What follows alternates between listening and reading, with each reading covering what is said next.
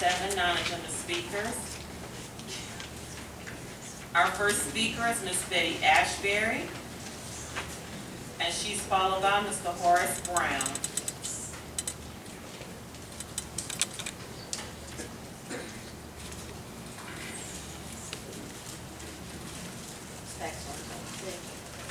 Good evening. My name is Betty Ashbury, and I live in the Westmoreland townhouses in the Churchland section of Portsmouth.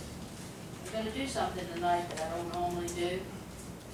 I'm going to read what I have to say because I usually get up and just speak, and when I sit down, I think, well, I didn't say half of what I wanted to say when I got up there.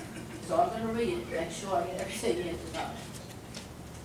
I'm not going to mention freedom of speech or censorship, but I am going to address a problem of the non-agenda speakers. And this will be the last time that I'll address this controversy because I think you're listening, but I'm not sure you're hearing.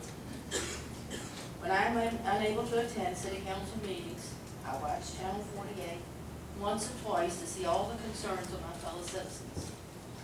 I feel I have the good sense to know if someone is merely grandstanding, as you gave as one of your reasons for pulling the plug on the non-agenda speakers. And I feel you're paying all of the citizens of Portsmouth, as Mayor Holly would say, the Portsmouth family, as not having the good sense to do the same. If we were to judge later on a list of all of the positives that the city council is going to do this year against the minuses, I'm sure the pluses would way outdo the minuses, but this would be at the top of the list of the minuses. I was told by a member of city council that when you came to city council with a problem, that you should have a solution. Well, the solution to this problem is a no-brainer. Just put the non-agenda speakers back on the channel. I've known many of you for a long time, some of you not so long. And I may have misjudged some of you all until I got an opportunity to talk with you. So with that, I apologize. You jumped right in on the problem to solve the chickens, and I don't have anything against chickens, believe me, because I used to have a pony in my backyard in Shade Terrace, and my daughter had ponies in Port Norfolk, so I'm all for having any kind of livestock you can get by with.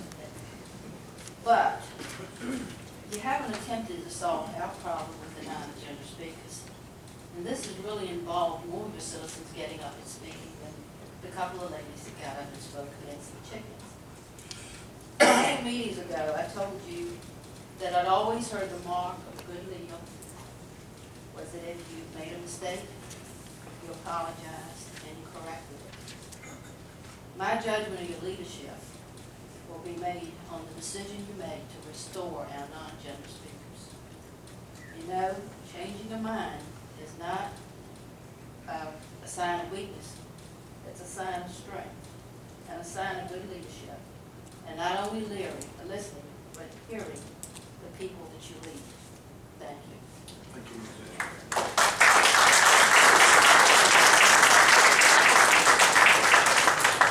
Mr. Horace Brown. It's okay. It's okay. Where's Beyonce? Following Mr. Brown is Ms. Wanda Foster. Good evening, council members. Good evening. Sir, my name is Horace Brown. I'm a new home up here in the city of Portsmouth. I live in the Churchland area of Cedar Lane. I recently been in this home about 3 weeks. And to my surprise, I have a drainage ditch in front of my home. And I was very unaware at the time I bought this home that the city wasn't required to put underground sewage, drainwater sewage. And I'm here to ask, I was told that I live on a private street and we are required as the residents to pay for the drainage pipes that's needed for that area. And if I had any idea at the time that this area was considered a private street and the city had no resources or had no help for the homeowners, I would never purchase a home. And I would truly like to know, if possible, what the situation in that particular area. No one seems to know. I've spoken to city engineers, and to the form, they have problems to come out and take a look at things. The drainage water sewage company came out and cleared this I call it a ditch, and it's very hazardous in that, as far as mosquitoes and things of that nature. It's still water, and it just sits. This water just sits in front of my property. And I too, as a homeowner, would like to enjoy my outdoors. I have a beautiful home. It's a beautiful home. And I would truly like to be able to enjoy my deck this summer. I thought the worry of mosquitoes and other flying insects created by this ditch. And hopefully someone could tell me or give me some kind of a resolution of how can I get this problem fixed. And with that, I thank you. Okay, let me ask you real quick, sir. You're in a neighborhood that have the same problems throughout. What's your address again? My address is 5008 Dogwood Trail, sir. Dogwood Trail? Yes, sir. Is that Cavalier? That's Churchland, in the Churchland area, off of Cedar Lane. It's actually Scott Kirk property, according to my survey. And how long ago did you talk to the engineers? I talked to the engineers yesterday. And like I said, I gave them a young lady named Shirley. She was supervisor for drain water management. She did come out 2 days in a row and cleared my pipes underneath my driveway. She came out to your property? She came out to my property, and I commend her. She's been so helpful. Okay. And she one directed me to the city engineers. Okay, all right, thank you. Councilman Church? Thank you, Mayor. You asked the same questions I was going to ask, and Mr. Rowley's taking it down. He's going to follow up with it. Okay, very good. Ms. Simmons? Thank you, sir. Point of privilege, Mr. Brown, I just want to tell you, you have one of those beautiful homes in the city. I lived in that house from 1990 until 1998, and it's a beautiful home, and I hope you enjoy it as much as I do. Thank you, sir. And Mr. Rowe? Mr. Brown, we're neighbors. Okay. I live just down the street, and I look forward to meeting you. Come down for a cup of coffee, please. And James Wright and Joseph will come up and meet with you. Okay, very good. Thank you, sir. Welcome. All right, where are you moving from? You're a resident of Portsmouth? I also have a home on Lansing Avenue. My parents still live there, but That's at Prentice Park or Yes, right sir. there? Okay, Yes, all right, very good. Thank you, sir. thank you. Appreciate your comments. Appreciate it. Ms. Wanda Foster.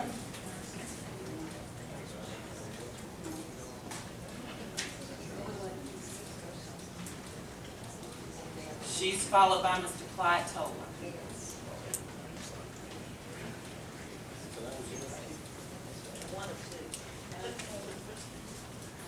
Good evening, members of the City Council. Ma'am, could you speak into the mic? I'm sorry. Good evening, my name is Wanda Foster. I purchased a home in the Prentice Park section. My husband and I, Roosevelt Foster, and we purchased it from a group, nonprofit organization, CCDI. We purchased a home and we had been in constant communication with them on the fall of the home and the leveling of the floor. We have decided to get a report analysis from engineer, and I have pictures to show and prove how the construction of the home, the contractors cut out a portion of the main base, the main beam that supports the house, to fit the HVAC, mechanical ductwork, and in that area, it's a fall in our home. And for the fall is resulting in stress cracks in our walls. The floor is uneven, and if we wanted to do any type of updates or upgrades in the home, the floors would not be adequately supported. But what I want to know and understand is the fact that in the process of purchasing this home from CCDI, it was a travesty. It was something that I don't wish any first-time home buyer would want to experience. However, it was a home that we both wanted and we both love as well.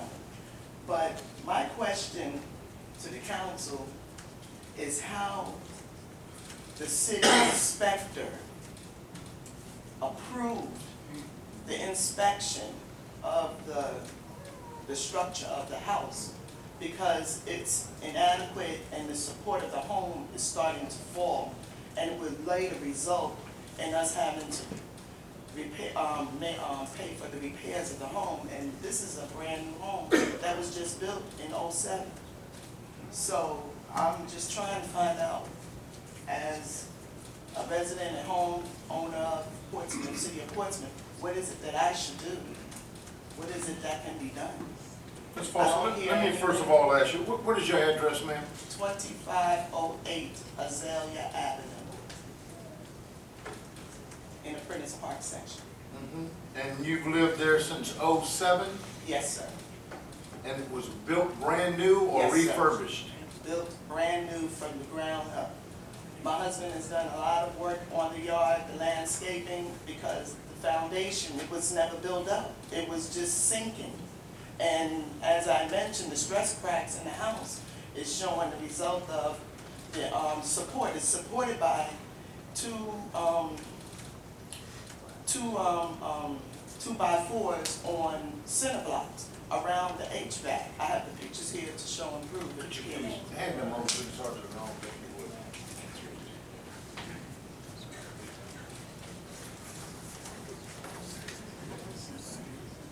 You said you've been in constant contact with CCDI? Yes, from the moment we purchased the home, it has been an ongoing situation with them. They tried to pass us over to Quality Builders Warranty, and they tried to pass us back over to CCDI. They felt that they are not liable. However, we also have documentation from the moment we moved in that we had been informing them that the floor is not leveled correctly, and they tried to avoid the issue. And you did that whole piece was done within that first year warranty? You gave them that as an action item of things that? No, well, we moved in with the option of purchasing the home in '07. However, we did not officially close on the home until '09 because of the procrastination of CCDI. But from that moment going forth, even after we purchased the home, we have been informing them of the floor, and it's just sinking. You can see the uneven floor, it's just unlevel. Even though they did that, we have city inspectors, which makes me wonder what our role in that whole matter was. And that's why I'm I think questioning, that's part of because your if you question. see the base, it has been cut just to give the room for the mechanical ductwork, and it's supported on 2x4s and a center block. Well, as these pictures make it this way, Mr. Cherry has a question, and then so does Dr. Edmonds and Mr. Moody. So, Mr. Cherry. Thank you, Mayor. Thank you, Mayor. I was just going to say, I think that we have Mr. Building Inspector Doug Smith follow up with her, and Mr. Rose has agreed to see to it that he does that and see what remedies that may be available to you if we truly had some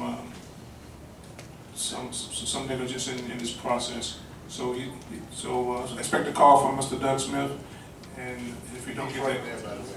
well, is he in Stand there? up, Mr. Smith. Mr. Smith? There he is. Well, you can see him before you leave tonight. Make sure you talk to him before you leave tonight, and you can exchange numbers or whatever, and you can go from there. Thank you, I appreciate it. Dr. Edmonds. Thank you, Mayor. Councilman Cherry has already stated what I was going to say. Oh, okay. Okay, Mr. Moody. Thank you, Mayor. Oh, man.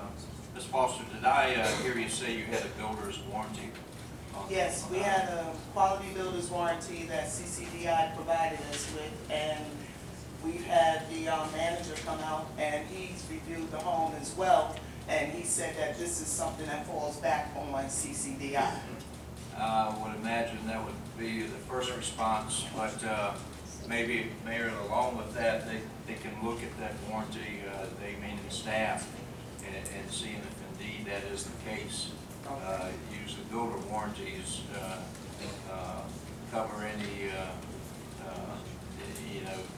defects in the construction. And it sounds like, in looking at those pictures, there's a lot of defects. Yes. But Mayor, if that's all right, we will include that warranty. Mr. Smith will get with you just as soon as you leave the podium there, and we appreciate you coming. We're sorry for the problems that you're having, and we'll do what we can to make it right. Thank you. Okay, thank you, ma'am. Ms. Paul. All right, good night. Mr. Clyde Toller is followed by Orland Scatter.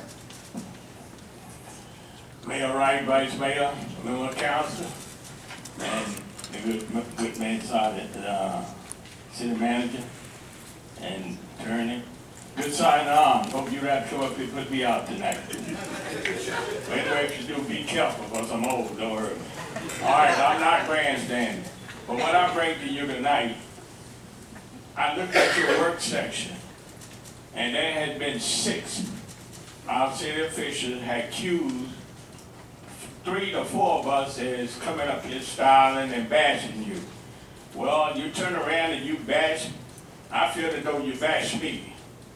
Because you stated you won't say who are bashing you, who did bash you, who was disrespectful to you. But look, please, if I was disrespectful to you and bash you, say Clyde Toller was one of them. And look, if I did, I'm not going to take it back.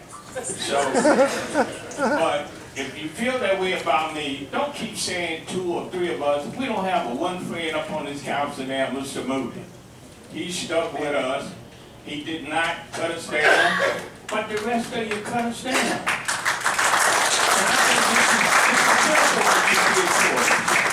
But look, I told you before, take the cameras out of here. I did. I don't need a camera. Cause I may use the D word, F word, or something like that. You got it. Don't put no camera on me. I told you that many years ago. But anyway, to the city manager, down on Blair Street at Folk Lane, the water, I've been after this for the last 5 years. When it rained, that statement stopped up so bad, water standing there at least 6 to 7 inches high for at least 3 or 4 hours. The thing is stopped up. I'm glad it rained because you watch the street. Chesapeake Bay ain't gonna never get clean. Mayor, you never did give me that thing for the street sweeper. You remember you hold it up and say you're gonna give it to me? I never got it. Anyway, I'm working on it. thank you. Well, the street sweeper, if they had swept the street, the Chesapeake Bay will never get clean, long as that trash, my street is clean there because the rain took care of it. But all that trash is going down and going right out in the river. So we need to get these street sweepers, start cleaning up the street. But stop saying that 3 or 4 people is coming up here bashing you. Look, name us. I don't care if you name me, I did it. So name me. Stop saying 3 or 4. And the 6 of you, I think you grown enough like me, you should be able to speak up. Hey, we got nothing to hide. We're supposed to be a family, and we're supposed to talk to one another.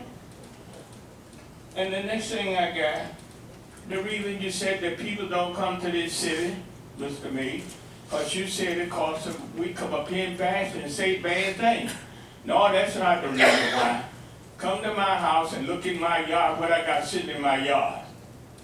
And you will find a big sign saying why people don't come to this city. Our taxes are too high. So stop blaming it on me and us who come up here. Stop blaming us for that. Cut this tax down and stop spending our money reckless, and let's get together and stop all this feuding and fighting. And you talk about us on TV. Hey, don't take your dirty work to the TV. Look, let God be the jury. Stop being the jury to people. Let God jury us all. And don't do that no more. But look, you're making this city bad, but I pray for all of you. I pray for myself too, so I won't say that I'm wrong. I'm one side down, come put down. But if he do, he'll have to do that. But anyway, I want to thank the police chief for his great staff, because coming there with Norcom High School light that flash at 25 mile, 25 mile an hour. Them people is running 45, 50, and 60 mile an hour. But car 258 was there, and boy, you should have saw that cutting lane, double lane, everybody slowed down with a whole lot of cars. But you maybe look at that and protect our kids a little bit better at school. But anyway, don't say that who's bashing who. Come out and tell us who it is. Because I'm going to tell you who's bashing me. All 6 of you bashed me. Because you said it. You said because you didn't call my name that I was one of them. But what can I say? I must be one of them. But anyway, have a nice night. God bless you, Brother Moody. Thank you, Sergeant Mitchell. Ms. Randall? Thank you so very much. Mr. Tone, I would just like to say that if in any way that I have bashed or not been respectful to you, it has never been my posture to do that. I have always tried to be an individual who respects the views of everyone who comes here, because this is your arena. And if at any time that I have, because I'm a woman, but I believe in standing up on principles, and the number of people I have worked with in the city, if I have bashed or hurt anyone, it was never my intent. If I could not help or lift you up, that has been my mission. So if I have, I apologize to you, because I'm the woman that I am. And I try to stand by the principles and my belief in the supreme being. And I believe in doing unto others as I would want them to act towards me. And God knows, with all of the children and all of the adults that I have worked with in this city, it has never been my intention to in any way put you down. If I can't lift you up, God knows I'm not going to push you down, because I've lived through the era of being pushed down, and I will not push you down. So if I have, I would apologize to you. I'm a woman enough to do that. And I would appreciate it if at any time that you feel as if I am putting you down, I would like you to be the man that I know that you are, to come to me and say, Molly Randall, you did it. Because it's not my intent or purpose as a servant to the city of Portsmouth to ever put you down. If I can't lift you up, I'm not going to put you down. I love the city too much for that. So I wanted you to hear me say that. Because I believe that. I live by that. Thank you very much. So that leaves 5 to go.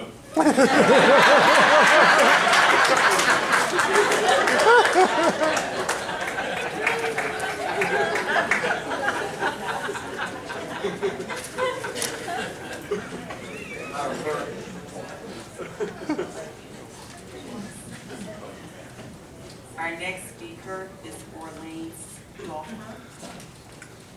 That's tough to follow.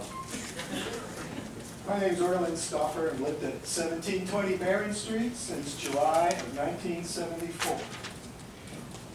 Mr. Mayor and council members, I've been blessed to live in this great city for almost 40 years. I came here as a young man. I got married.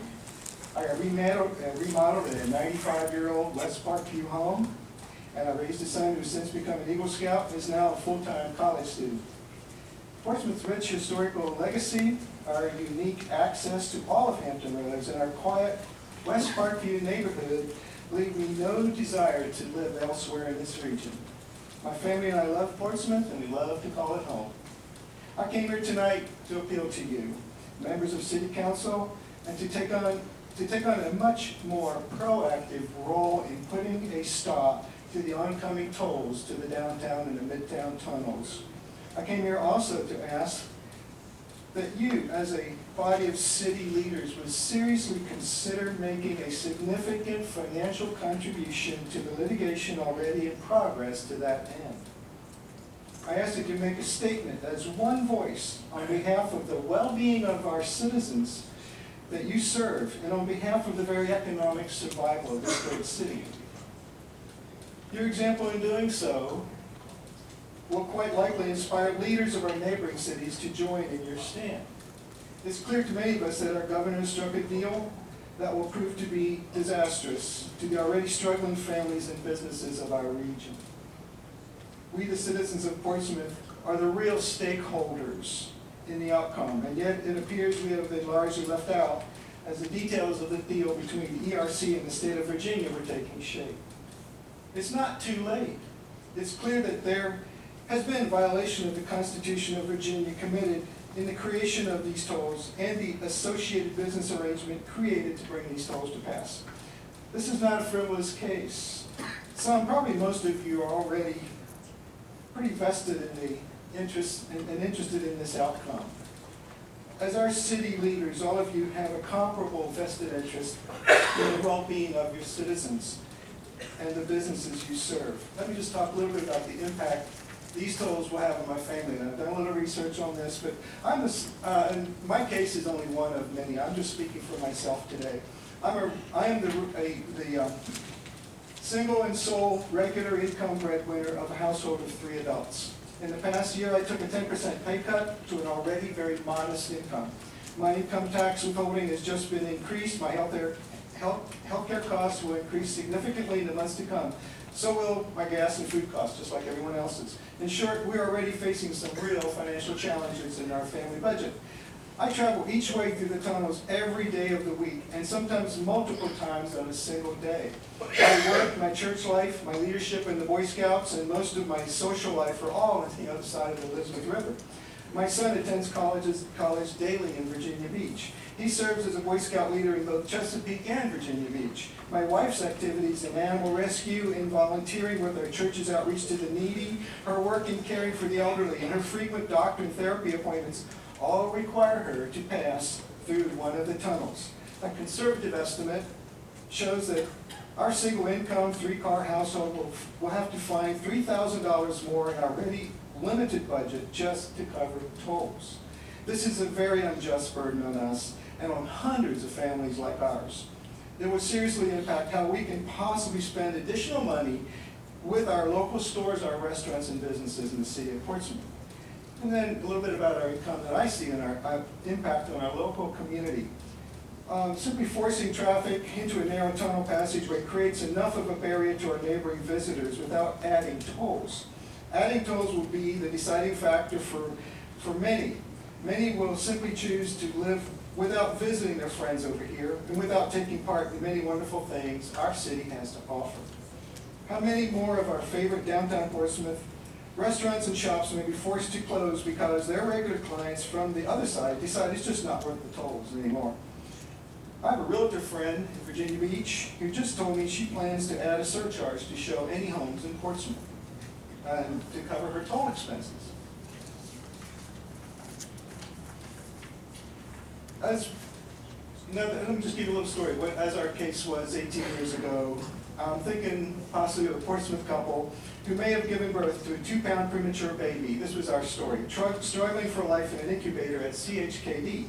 The parents will visit as often as they can, making 3 and 4 round trips. Thank you, sir. Thank you very much. All right, Have a good night. You can submit that story for the record if you like. Okay. Okay, give it to the sergeant. Mr. Moody?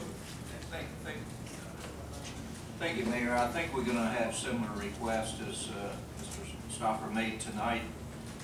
Personally, I think some contribution is in order.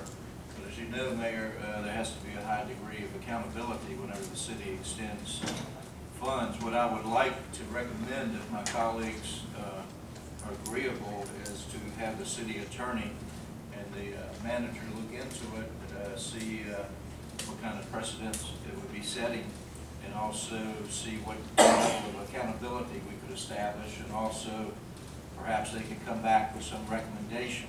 I do believe that we would get a return on investment for all of our citizens if we can do anything to help further this court case and help get it to victory. If there's consensus for staff to look into that. I want to share with you,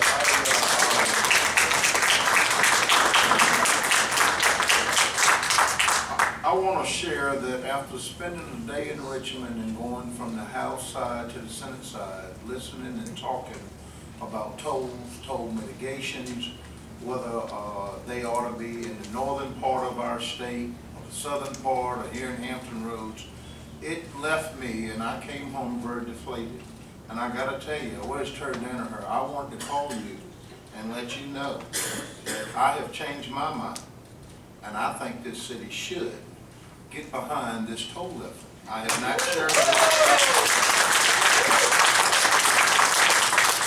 not shared this with our attorney or any of my colleagues, but I'm talking financially. Because talking to the other mayors and the other legislators and what we're doing across this state is just devastating. It's devastating to the citizens, and the only recourse we have now is this lawsuit. The only recourse we have. I think Senator Louise Lucas's bill for toll mitigation is still alive. I actually testified for Delegate Matthew James's bill, and it was rejected out of hand. Matter of fact, before I got to my seat, they voted no. And Delegate James said, don't take it personal, man. They do me like this all the time. And Mr. Moody, I agree with you. And I'd like for us to take a second look at just how we as a city can get financially behind this effort to help support the legal bills and the legal fees pertaining to this matter of tolls in the downtown and midtown toll. So thank you, sir, for your time. Mr. Meeks. Thank you, Mayor.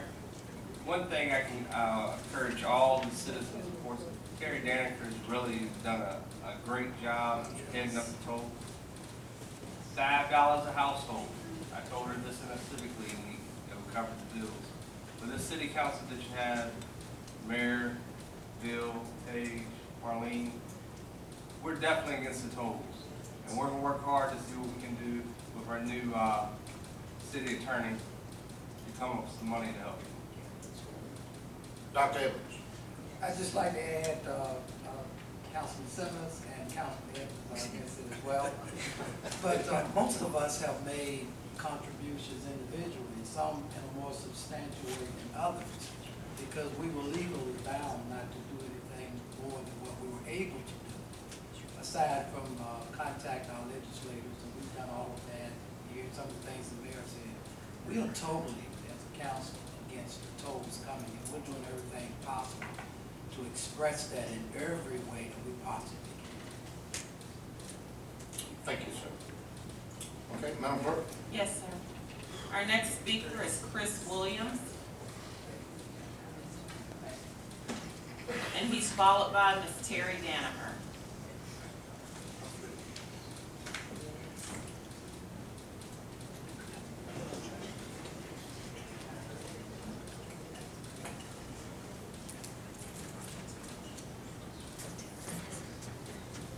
Good evening, Mayor. Good evening, sir. Vice Chair, City Council, and fine people who make up the city of Portsmouth. My name is Chris Williams. I reside on 1441 Welcome Road in Capital Manor. I'm showing you have before you a camera. It has a picture. You press it on the side. The light, the picture should show up right on the side. And I think that's significant tonight for me because it's an old picture of the person I used to be, right?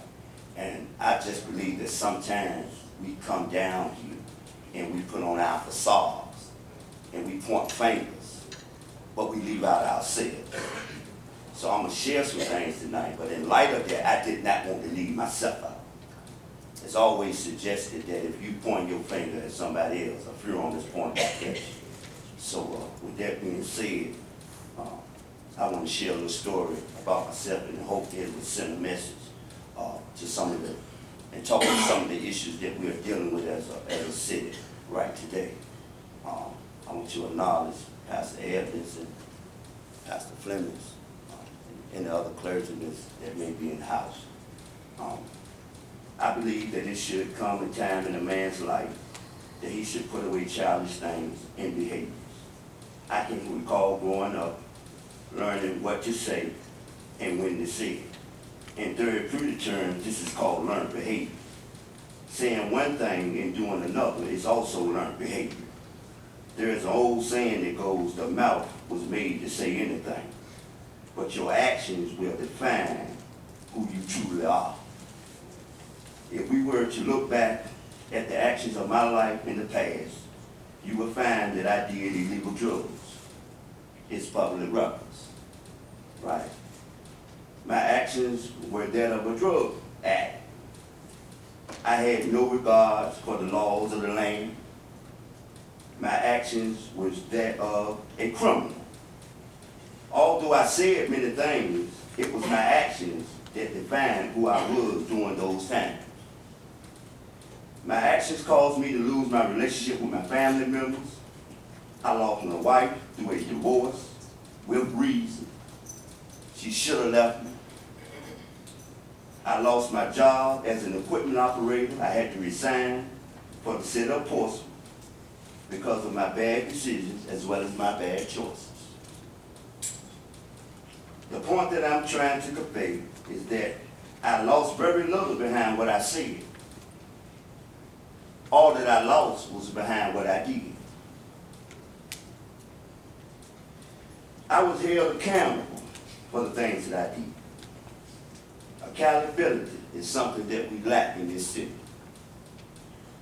We must not be afraid to hold people accountable for their actions, especially those who are in leadership, pastors, city councils, and so forth and so on. I will never forget the day Judge Kells held me accountable for my actions. I'll never forget. He sentenced me to the state penitentiary. He asked me, did I have anything to say? I responded, yes, sir. These were my words. I told him thanks for not throwing my life away. And he responded, son, judges don't throw people's lives away. Their actions do. However, there is a good side to every dark story. It has been 6 years since I've taken a drink of alcohol or done any drugs or smoking any cigarettes. I am a law-abiding citizen. And all of my taxes are current. I have been blessed to marry the same woman twice. God gave back to me because of my actions. Sometimes you just got to make a change, right? Then you got to admit when you're wrong, right? Her name is Michelle Williams, who continues to hold me accountable. Ain't that all right? All that I'm trying to say, these are the famous words from my mom, Miss Alice Louise Williams.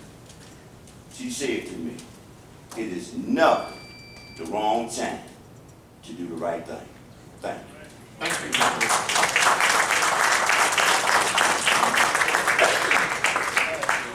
Ms. Terry Danaher is followed by Mr. Steve Carroll. Get your phone. Good evening, everybody. I am so happy right now. I was not expecting to hear from you all that you're ready to support the lawsuit, and I could just pitch my speech and stand here and weep quietly into the microphone for the next 4 minutes. I would, however, like to say that I very much appreciate that. If I had known that would happen after Orland spoke, I would have had him come and speak months ago. He was very effective because he was speaking from his heart, and this is the first time he has spoken here, and he was absolutely right on. I know that there is the bill that Louise introduced for the study for mitigation is for particularly geared for those who are disadvantaged, and frankly, we will all be disadvantaged in the city of Portsmouth and elsewhere in the region if the lawsuit does not go forward. And at the moment, it is scheduled to go forward on May 1st at 10 a.m. And I would be happy to get you all together with or representatives from council and of course, Mr. Wilson or his staff, to talk with our attorneys so that we could see how you could go about supporting the lawsuit. But I would also like to point out that this lawsuit will have an impact on the act, the Public-Private Transportation Act of 1995, and that is very important for us for the future. So our success here will have an impact on how that law is used and abused in the future. So it really is an investment in our future far beyond even just these tolls that we're looking at right now. So Danny was absolutely right. Anybody who wants to give $5 or 50 or whatever they can give in the household, that will help us. We are facing a very expensive time frame. One of the reasons I'm so happy is because I've been staying up nights racking my brain because I have bills from the lawyers that I haven't paid yet. And people are coming through, and we will still continue to do our part to have events, to raise funds. We will carry forward. So, you know, we're not just turning to the city and saying, you all do it, please. It is very much an effort from everybody here. And other cities in the region too. The plaintiffs come from all over the region. So thank you very much.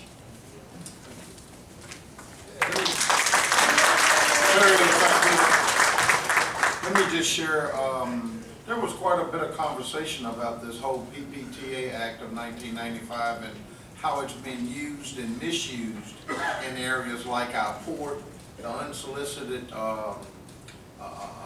bids that we've received, how the whole process is bypassing most of the legislators and people that should have a say and a stake. And so this whole thing is being discussed now. There's been language introduced to the MPOs on our actions here in Hampton Roads, the TPOs, with transportation matters, and if things of this come up in the future, at least I think someone struck having the locality, the city, to be able to bless it, yes or no, but at least the TPO, which is a regional group that speaks for the region, to be able to have a say so. Don't know where that piece is. There's another piece with the port that Delegate Chris Jones very eloquently made modifications to, that I spoke in support of, to how that whole process worked. And so there's a lot of discussion right now because, again, once again, we enacted something in 1995 that I don't believe anybody in Richmond truly understood what they passed. And it was passed 20-0, okay? But the way you present things and the modifications and the add-ons that has occurred to this act from 1995 to now has changed this to a horse of a totally different color. So there's quite a bit of conversation and there's quite a bit of concern about how we're able to allow one or two people to be able to make these type of decisions that affect a whole commonwealth. So again, that was part of my mind-changing experience when I'm sitting up in Richmond and listening to all of these people that say the same thing we say here, but they act like they're powerless.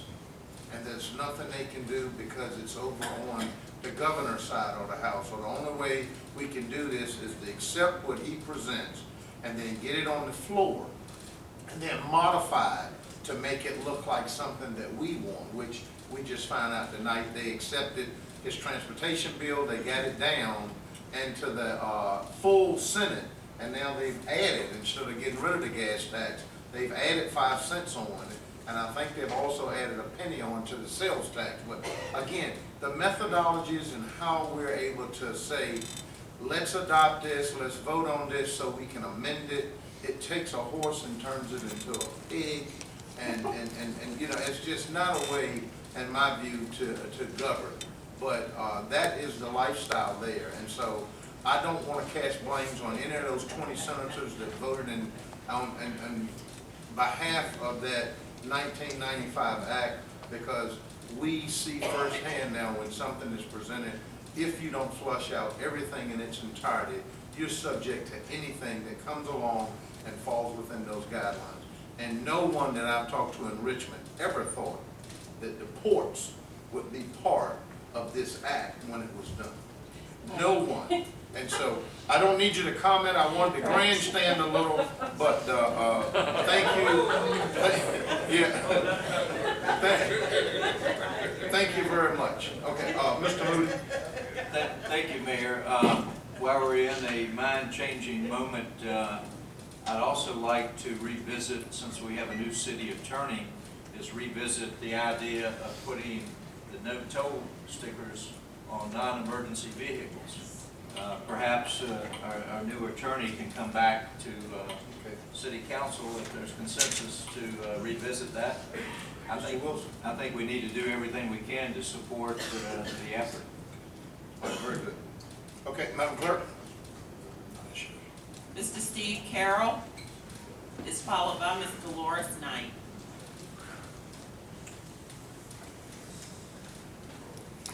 Evening, Mayor, members of the council and staff. My name is Steve Carroll, 3112 River Ridge Drive. It's curious, Mayor, that when speakers were directing attention to or criticizing outside entities over the tolls and other issues, you never once raised an issue of bashing or rudeness. But when your hand is the one that's caught in the door, as Mr. Toller says, you get bent out of shape. When citizens come to this podium with legitimate questions, we justly expect the respect of your attention. The blame for the friction that exists over the censorship of non-agenda speakers falls squarely on your shoulders. The elected duty of our mayor is to lead, not to control, not to intimidate, not to oppress, not to coerce, not to engage in despotism. Tyrants rule, leaders serve. In the news today, you were quoted as saying, "We can't be part of a cover-up," end quote. Your refusal to answer legitimate questions implies deceit and duplicity. I'll ask again, who issued the order to stop the non-agenda broadcast, and when was that order issued? In a nation with our Republican form of government, there is nothing more insulting to a citizen than to be ignored by his or her elected official with silence. You refused us the dignity of a legitimate discussion about our concerns and questions, and that is not leadership. All of us have skeletons in the closet. Some of us have put those skeletons under the blood of Jesus Christ. Some of us have not. To be sure, our moral compass, whether it is acknowledged or not, comes from our Heavenly Father above, not you, Mayor, or anyone else on council. A successful life is not measured by what we do, but rather why we do it. You, Mayor, have viciously taken a private matter and made it a public spectacle for nothing more than to gain political advantage on City Council. Watch your six, members of council. Now the precedent is set that anyone with a personal axe to grind can come and get you ousted from council. You might be next on the hit list. The non-agenda speakers will not be intimidated by these Gestapo tactics. Not by you, Mayor, or anyone else on council, not the string pullers in Portsmouth, nor the editorial hypocrites at the newspaper. We will continue to inform the public on the issues that you are desperately trying to keep us ignorant about. And all those who would like to see the non-agenda speakers restored to the public broadcast and without censorship, would you please stand?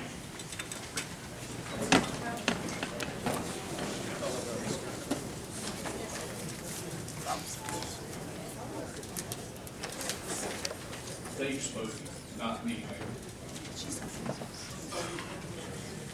Thank you, sir. Madam Clerk. Ms. Dolores Knight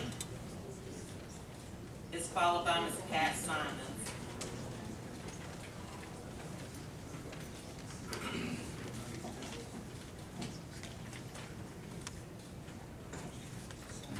Good evening, Mayor, Vice Mayor Cherry, Council, City Manager John Rowe, and citizens.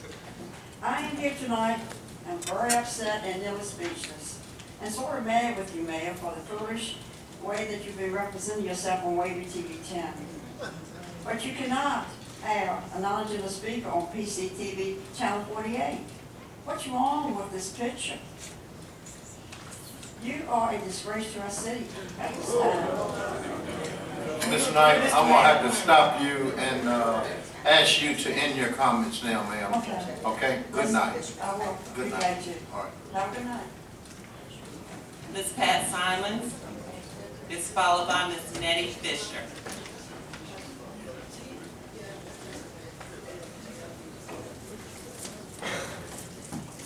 Good evening, Mayor, Vice Mayor, council members. Pat Simons from Mimosa Cove. Last night I attended the joint school board meeting, and I had some just quick comments about that. Dr. Specklish said that he needs $15 million more this year. But then a question came up about $6 million that he should have returned to the city. I guess this was on top of that $52 million from last year. And he went and put that in OPEB. And when he was questioned about that, he said, well, we weren't supposed to do that, but that's what we did with it. And 5 or 6 years down the road, you're going to be glad we did. Yeah, he took $6 million that was supposed to be yours, and you're going to be glad he did. I can't believe he was so proud of it. But anyway, if you look at that $6 million, on top of the $2 million, I guess you're going to do the work on all the buses, so that's going to free up $2 million for them. And then $1 million that he kind of overquoted when he talked about the 2% raises, he forgot to extract what he was going to get from the state funds. We're down to $6 million out of that 15. But then again, he talked, somebody asked a question about class size, and the assistant superintendent said that the state recommends 35 pupils. But Portsmouth has 22 to 25 in their classes. And it sounded almost like they're complaining. They can't grow these classes anymore. But it looks to me like they could go another 10 or 13 in each class, according to state guidelines. So I wonder what the problem is there. And then at the end, when they talked about $52 million, I can't believe they brought it up. And it really just kind of concerned me that they did bring it up. And the little spreadsheet that they passed out for it was completely different than the one they passed out to you people last year. All this stuff wasn't on the new one. What happened to it? I mean, and not one of you questioned it. I mean, maybe it's just me. I tend to be very detail oriented, and I mean, to me, figures tell a whole story. And I can delve into figures all day long. I made a copy of all this for those of you who didn't get it last year. Second thing, on CCDI. A couple weeks ago, I came in and sat down with Jeff Primer to find out a little information on CCDI. My heart goes out to that woman with the home problem. But Jeff was kind enough to give me some copies of information where they paid CCDI for things. And it was my understanding CCDI owes some back city taxes. But yet on these sheets, it shows where the city's been paying him for city taxes. And he gave you copies of canceled checks made out to the city treasurer for his personal property or real estate tax, and you wrote checks to him for the tax, and now you don't have the tax money? Well, what did he give you? I mean, he gave you a check saying it was paid, and now it's not paid, and you paid him back for it? That doesn't make sense. And then, one thing on here caught my eye. I'm not a contractor, but I've helped my husband renovate a couple homes. The city gave him a check for $9,600 in 2008 for painting the interior walls and ceilings, the exterior walls, and repairing 3 water-damaged window sills. Almost $10,000 to paint the inside, the outside, and fix 3 window sills. Now, I am sorry, I could have wrapped that house in vinyl gold for that kind of money. I mean, fixed window sills, I could have put brand new windows in. I know what stuff costs. That's ridiculous. And some of the stuff they put in here, I mean, $500 electric bills, you paid them for one property, $500 per electric bill. It's ridiculous. There's no oversight going on down there. We need some oversight somewhere. The other thing was, I just wanted to say about the non-agenda speakers. I request that you turn that back on. I believe that all the non-agenda speakers have never done the extent of bashing that I have seen portrayed on the TV yesterday. Thank you.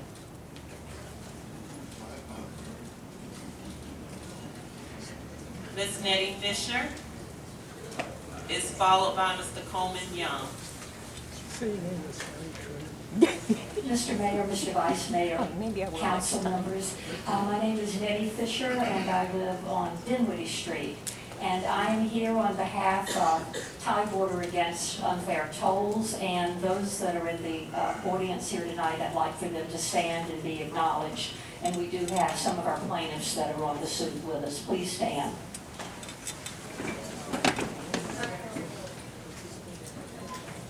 Well, I'm just all warm and fuzzy now, and I was going to be mad when I got up here, and here you've made me feel really good, because I want to say that you know the tolls are coming, and the only thing that is going to stop the tolls from coming is this lawsuit.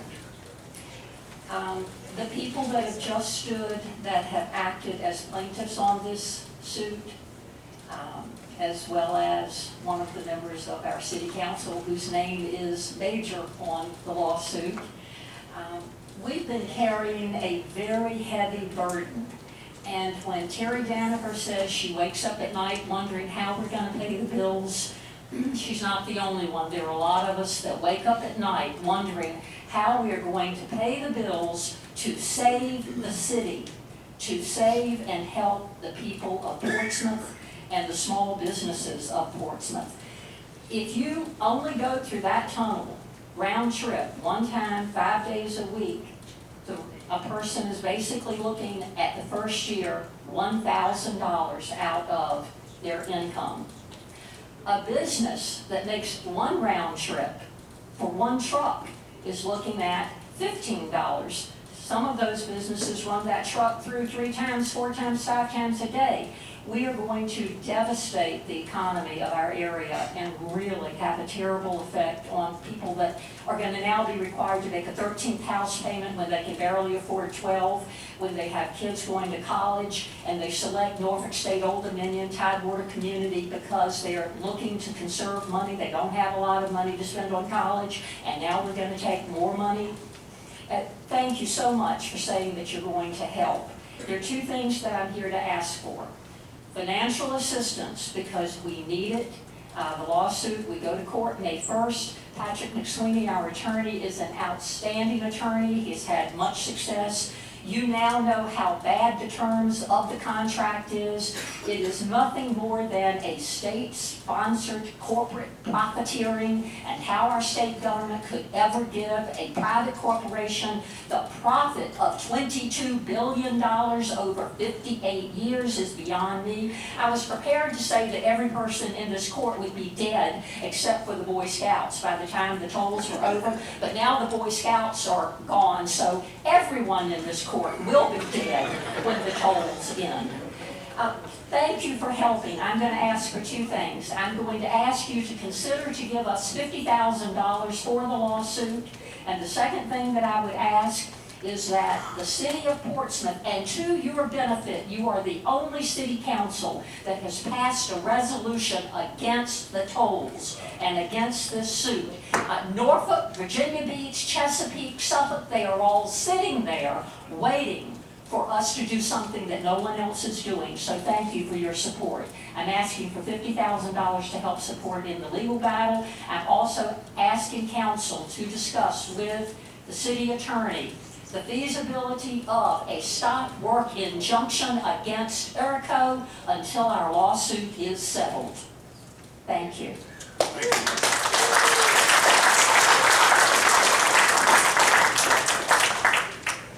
Mr. Coleman Young is followed by Mr. Nelson Velez. Good evening, Mayor, Vice Mayor, Chair. My name is Coleman Young. I live in Old Town. I'll make it brief. I had some comments, but I want to really commend the City Council stepping forward as leaders to take action to say we have had enough.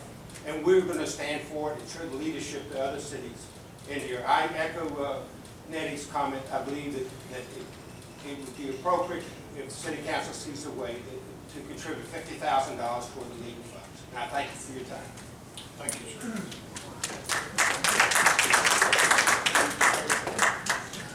Mr. Nelson Velez, and he's followed by Ms. Kentrell Devon.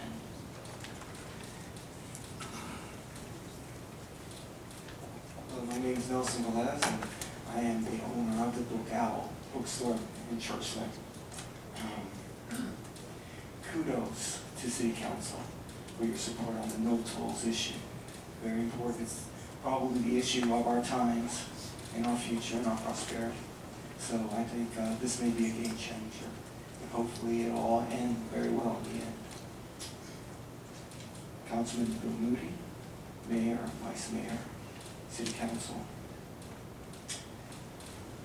It has been really disturbing reflection of our times that abuses of power can go unchecked and in some cases unreported, depending on which political party is in office. It is a question of whether the culture of our society goes downhill first and then our politics follow suit, reflecting the ugly descent to uncivil discourse, or is it our representatives that start this downward spiral in hopes of getting away with it? The gamble of our representatives, of course, is whether or not the press reports the matter. Within the course of less than 1 month, this city has witnessed 2 indefensible and unacceptable abuses of power. The first of these was, of course, the infamous blackout of the citizens' voices, shutting down the means by which our neighbors, family, and friends, interested fellow citizens can witness the issues that we, the people, are most concerned and interested. This is something that really just can't stand. We, the people, are your bosses. You work for us. This is our equipment that was purchased by us. And for you to unplug the equipment when citizens, your bosses, step forward to address their agendas is reprehensible and alarming. Shutting the voices in violation of the First Amendment is a first major step to closing down a free society. It is important for a corrupt and abusive government to shut down those voices. It is the essential path for tyrants. The issue of rudeness of the speakers is really a cover.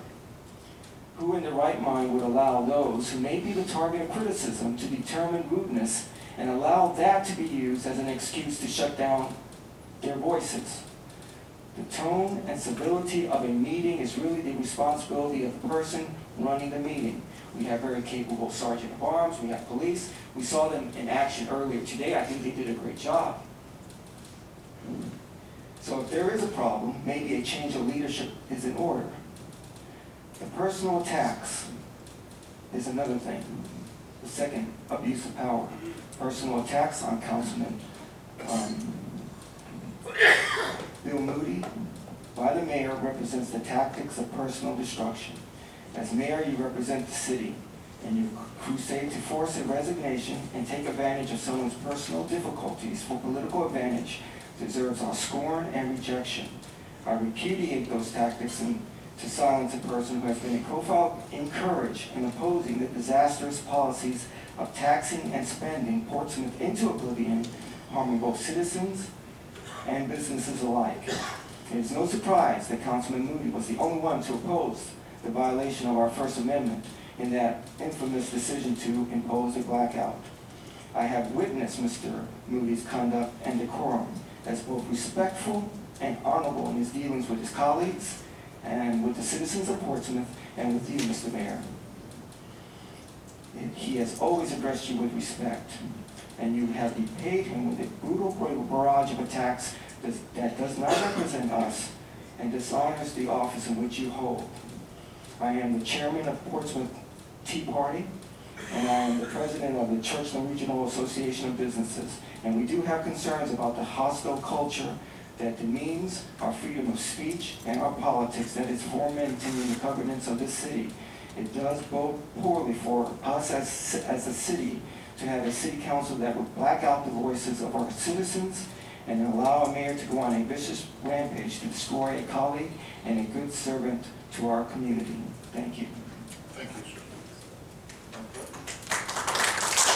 Ms. and she's followed by our final speaker, Ms. Nancy Lamar. Greetings, Mr. Mayor, City Council, Bishop. My name is Katrina Dev, and I reside in Newport. I wanted to address several things. First, I would like to say Happy Black History Month. I walk around proudly every February in honoring everyone. So in doing so, I like to honor Miss Randall, who we know played a very important role in Black history. So she sits where she is. Pastor Joe B. Flemings, he doesn't know, but I call him the Black Panther of Portsmouth. So he's the Black Panther in my book in Portsmouth. And Bishop is always a man of honor and respect that treats everyone fairly, that I love. So secondly, I wanted to address the issue on the speaking, shutting it down. I applaud you because I was very disturbed by the behavior that was represented up here. I wouldn't even want the young people to watch the abuse from our leadership in the way that meetings was conducted. So being a teacher of younger students, hey, you have to do what you have to do. Sometimes all the students have to go home and write letters. Sometimes all the students have to miss out on recess because of a few bad students who didn't follow instructions or carry themselves the way they should. So I applaud you. I'm happy at this time that this podium is not on television. You can still get up here and have what you want to say be heard. Just everyone doesn't need to see it, and I thank you for it. Stand with integrity, and if you decide, I'll support you, and if you don't, I'll support you. It comes with life. Secondly, I wanted to address the situation that's going on within our community. I'm not one to brush things under the rug or shade them out. So since it's been brought to the forefront, I'm going to take this time to address it. And the address is on abuse, because that's how Diva was birthed, through the abuse that I took throughout my marriage. And though it was small, when I made the decision to leave, they asked me, well, was your eye black? Was your rib broken? And I don't believe that should be one of the examples that you have to fall under before it's accepted to walk out of abuse. So since we know it's in it, my prayers are with you. But since it's in the forefront, we need to really look at this situation, because no one is unlimited by abuse. No matter how great or how small, if it's present, it needs to be addressed, not publicly announced, because what people go through is their private business. So I have to say that also. But I think it's something, and Bishop, you being a pastor with the pastor in the congregation, maybe it's a way that we can address it throughout our church body, where a woman, I'm speaking for the daughters, the fellas can handle themselves. But as God's daughter, we'll be protected in a better umbrella, where the abuse won't have to be in such a derogatory or such a painful, life-threatening way, before we can find some support and some strength to cover us and protect us. So that's what I have to say. Thank you, ma'am. Our final speaker is Ms. Nancy Lamar.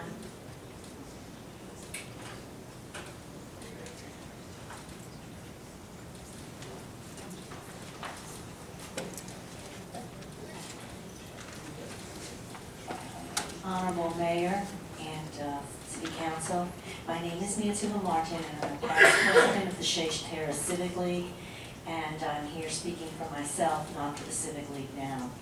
I'm going to be speaking on and really applauding you for your position on the tolls and supporting the no tolls group, because it's absolutely necessary. I have a suggestion, and my suggestion is I would like to see a mayor's task force on tolls and bring together interested organizations to include the city attorney, other attorneys that are potentially in the city that might know about this, the NAACP, and perhaps the Virginia ACLU. And I'm going to explain why I'm speaking that way. The existing tunnel tubes should not have tolls because they have already been paid for in full These tunnels received federal assistance, making them subject to the 1964 Civil Rights Act and Executive Order on Environmental Justice. These laws and orders pertain to minorities and the poor. According to the 2010 census, Portsmouth's population is 59% minority and 15% below the poverty level or poor.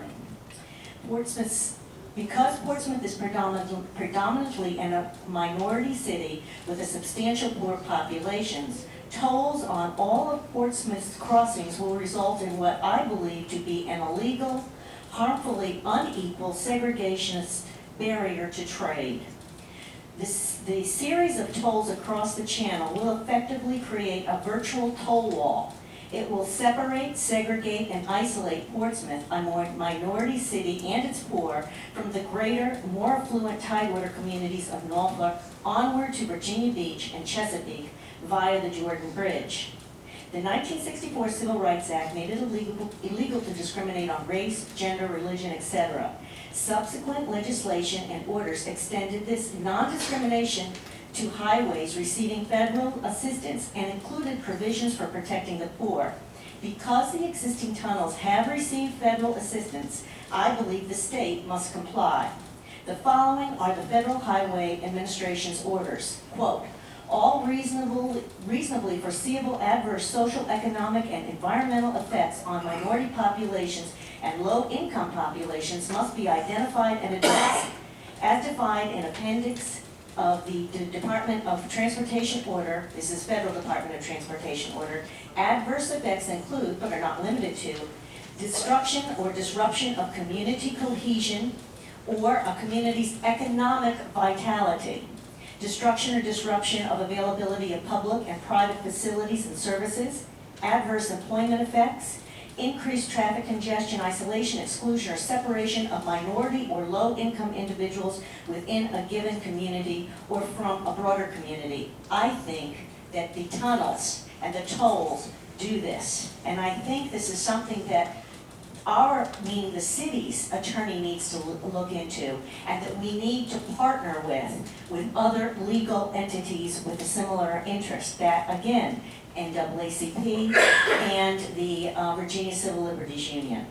The tolls on all crossings will profoundly impact Portsmouth's economy and decrease business, real estate values, and commuters facing an additional $1,000 in toll taxes per year.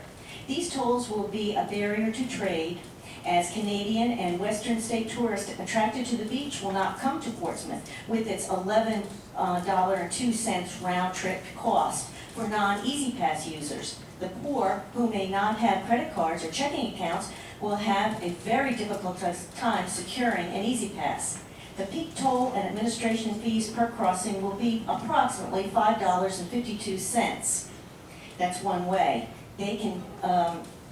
This will certainly have a disparate impact on the poor, as more affluent customers will, with a credit card will have to pay an Easy Pass, will have to pay approximately $1.84 for the same passage. That's one way. The availability on public tunnels will be disrupted by the imposition of tolls, as they will severely limit usage by the poor, effectively making it more difficult to obtain and retain jobs across the channel. I'm going to ask that you, as our legislators, take a real look at this, and I'm going to ask that you put together a task force to address this issue. Thank you very much. We appreciate your comments and the angle that you have just presented. Just to let you know that I have been talking with some of our state delegation about that very issue. That was one of the number of strategies that we had talked about employing, taking that issue to the Department of Justice through our local congressman here. Yes. We have not visited that because of the other angles that we've been trying to approach. The other issue before going to the Department of Justice was also, we still own property that they have to acquire from us before they can complete this project. And that's still an angle that we, the city of Portsmouth, have Now, how we use that, how we're able to use that, especially with the strengthening of the eminent domain laws that have been put in place and been fully supported by Ken Cuccinelli and some of the others, that the state would reverse that matter and then come take the property even if we don't want to sell it. So there's still a couple of angles that we were looking at, and you brought that up, and I just had to share that I personally have talked to a couple of our state delegations about approaching the Department of Justice on that issue. That's all the more reason, what you've just mentioned, is all the more reason why we need a task force. We need a group that is dedicated to working on this issue, citizens and lawyers. And if we have help from the NAACP and other groups, the ACLU, I think this could keep the cost down for the city of Portsmouth and lend some real expertise to our needs. Thank you. Good night. Yes, ma'am. Members of council, there's no additional business. Okay. We're adjourned. Good night. Thank you.